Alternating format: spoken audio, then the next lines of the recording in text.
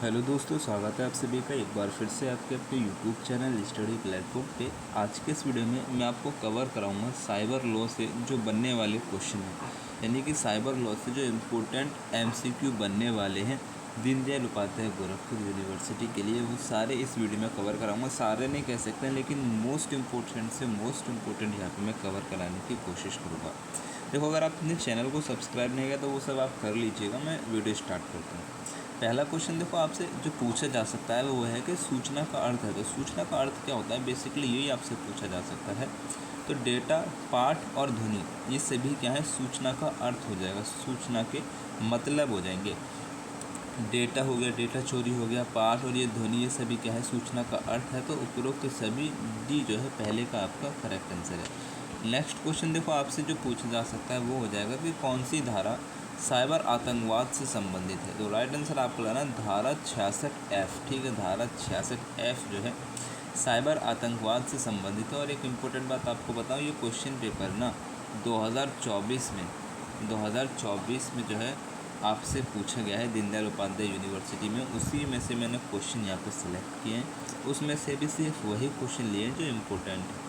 आप इतना विश्वास करना और इस वीडियो को लास्ट तक देखना और याद करते चलना सारे क्वेश्चन को। ठीक है, आप यकीन मानना यही क्वेश्चन आपके रिपीट होने वाले हैं। नेक्स्ट क्वेश्चन आपसे पूछा जा सकता है कि साइबर स्पेस में आम साइबर सुरक्षा खतरा क्या है।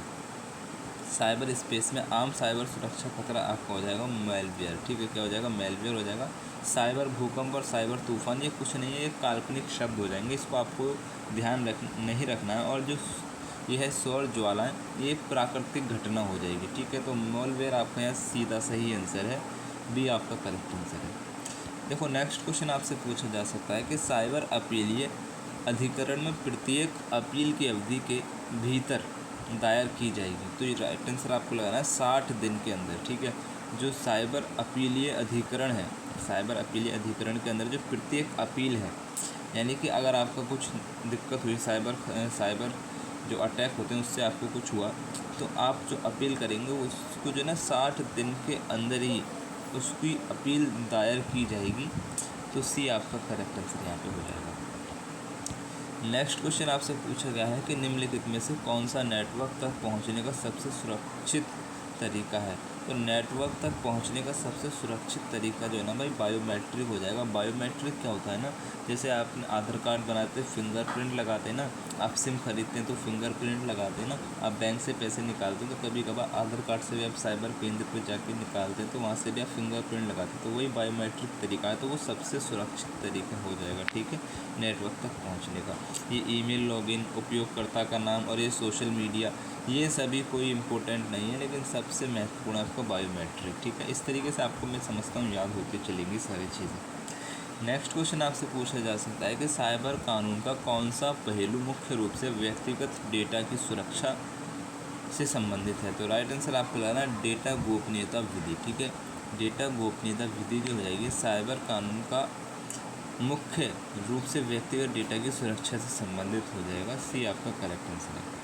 अच्छा, आप सभी को एक बात बताऊं कि हमारा एक दूसरा चैनल है की ऑफ सक्सेस के नाम से। यहाँ पे मैं आपसे क्या करता हूँ ना, यहाँ पे आपको सभी इम्पोर्टेंट जो एग्ज़ाम आने वाले हैं, जितने भी एग्ज़ाम आने वाले हैं, जैसे कि अभी एसएससी का एग्ज़ाम आ रहा है, इन सभी एग्ज़ाम के लिए इम्पोर्टेंट एमसीक्यू कवर कराता हूँ। और अभी मैं इस चैनल पर रीजनिंग स्टार्ट कर दूँगा। ठीक है, रीजनिंग मेरे को ज़्यादा इंटरेस्ट है, तो रीजनिंग के बेहतर से बेहतर क्वेश्चन मैं इसी चैनल पर अपलोड करूँगा।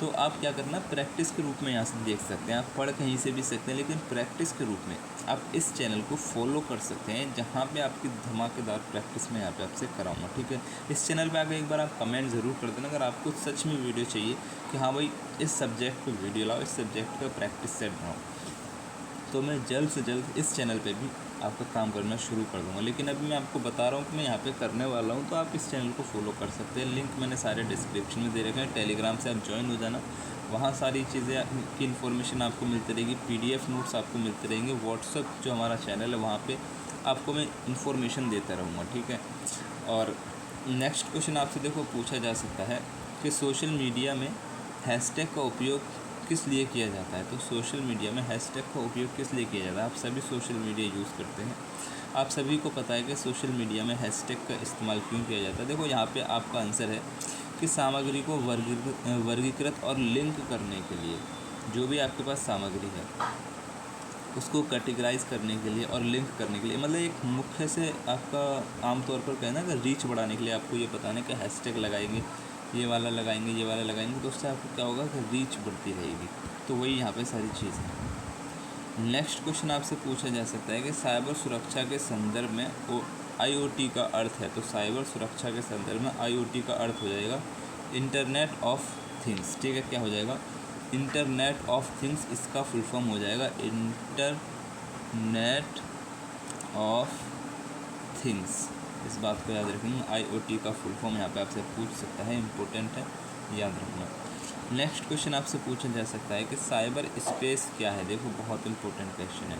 अभी इससे ऊपर भी आपसे साइबर स्पेस से रिलेटेड क्वेश्चन पूछा था, लेकिन यहाँ पे कह रहा है कि साइबर स्पेस क्या है। तो साइबर स्पेस कुछ नहीं है, एक भौतिक स्थान है। कोई भौतिक स्थान नहीं है भाई, जैसे कि हमारा स्पेस है, ऐसा कुछ नहीं है।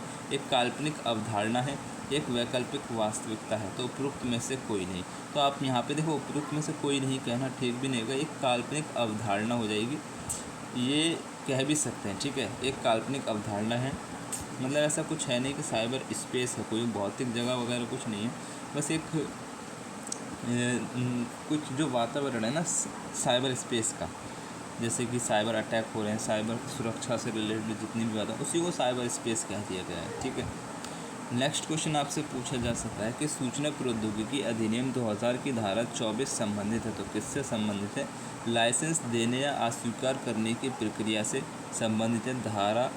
ठीक है, 2000 की धारा 24। ठीक है, 2000 की धारा 24 जो है लाइसेंस देने या अस्वीकार करने की प्रक्रिया से संबंधित है। याद रखना, धारा 24 जो हो जाएगी 2000 की। नेक्स्ट क्वेश्चन आपसे पूछा जा सकता है कि निम्नलिखित में से कौन सा साइबर अपराध का एक प्रकार नहीं है। तो सुरक्षा के लिए एंटीवायरस स्थापित करना। ठीक है। नेक्स्ट क्वेश्चन आपसे पूछा जा सकता है, यहाँ पे मैं थोड़ा समझा दूँ। देखो, निम्नलिखित में से कौन सा साइबर अपराध के लिए का एक प्रकार नहीं है। तो देखो, डेटा चोरी एक साइबर अपराध का प्रकार है। जालसाजी भी, जाल बिछाना किसी के लिए, डेटा और सिस्टम को नुकसान पहुंचाना, ये सभी क्या है? अपराध के प्रकार हो जाएंगे। लेकिन सुरक्षा के लिए एंटीवायरस स्थापित करना, ये क्या है? ये क्या कहते हैं ना, साइबर अपराध का एक प्रकार नहीं है, साइबर सुरक्षा का एक प्रकार हो जाएगा। है ना। नेक्स्ट क्वेश्चन आपसे पूछा जा सकता है कि माइक्रोसॉफ्ट है। तो माइक्रोसॉफ्ट क्या हो जाएगा? सॉफ्टवेयर विकास की संस्था हो जाएगी। बी आपका यहाँ पे करेक्ट आंसर है। नेक्स्ट क्वेश्चन आपसे पूछा जा सकता है, इनमें से एक इनपुट डिवाइस नहीं है। तो एक इनपुट डिवाइस नहीं होगा। इनपुट डिवाइस क्या होता है?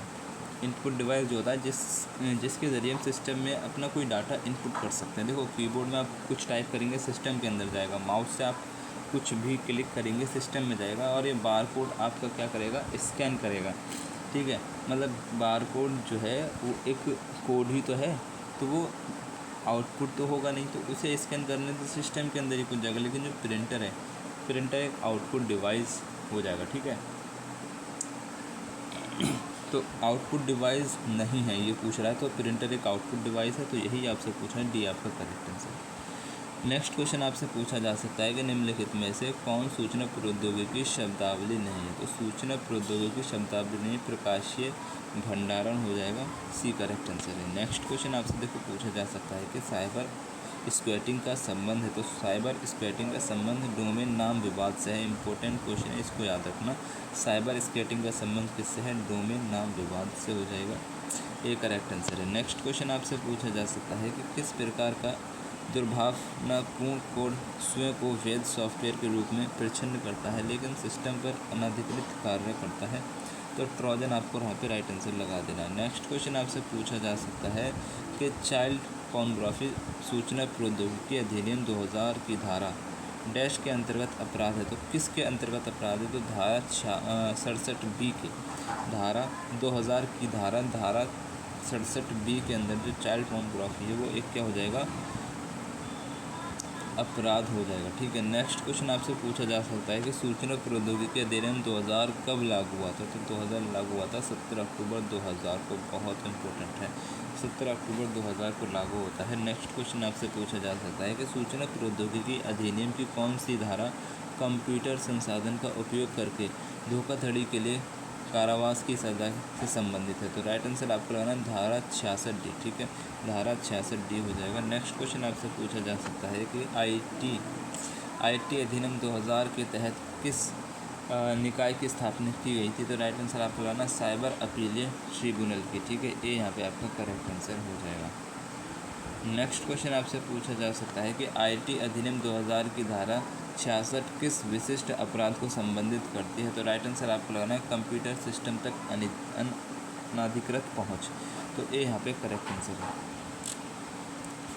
नेक्स्ट क्वेश्चन आपसे पूछा गया कि कंप्यूटर का कौन सा घटक दीर्घकालिक डेटा और प्रोग्राम को संग्रहित करने के लिए जिम्मेदार है? तो राइट आंसर आपको लगाना हार्डवेयर हो जाएगा। बी आपका करेक्ट आंसर है। नेक्स्ट क्वेश्चन आपसे पूछा जा सकता है कि सूचना प्रौद्योगिकी अधिनियम 2000 के अंतर्गत डिजिटल हस्ताक्षर का क्या उद्देश्य है? तो राइट आंसर यहाँ पे आपको इसका लगा देना है दस्तावेज को प्रमाणित करना, डिजिटल दस्तावेज को कॉपी दस्तावेज बनाना। तो यहाँ पे राइट आंसर आपको लगाना है डिजिटल प्रिंटिंग। सी आपका करेक्ट आंसर हो जाएगा।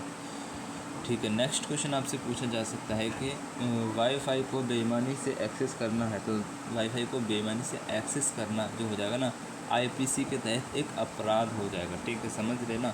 तो ये यहाँ पे करेक्ट आंसर हो जाएगा। तो यहीं पे ये सारे आपके इंपॉर्टेंट एमसीक्यू मैंने कवर कराने की पूरी कोशिश की। उम्मीद करूँगा वीडियो आपको पसंद आएगा। तो सबसे पहले आपको क्या करना है, वीडियो को एक लाइक कर देना है। ठीक है, वीडियो को एक लाइक कर देना है। वीडियो को शेयर भी ज़रूर कर देना और चैनल को सब्सक्राइब करके बेल आइकन को ऑन ज़रूर कर लेना। ठीक है, मिलते हैं नेक्स्ट वीडियो में। कमेंट करना किस टॉपिक पे नेक्स्ट वीडियो चाहिए। Take care.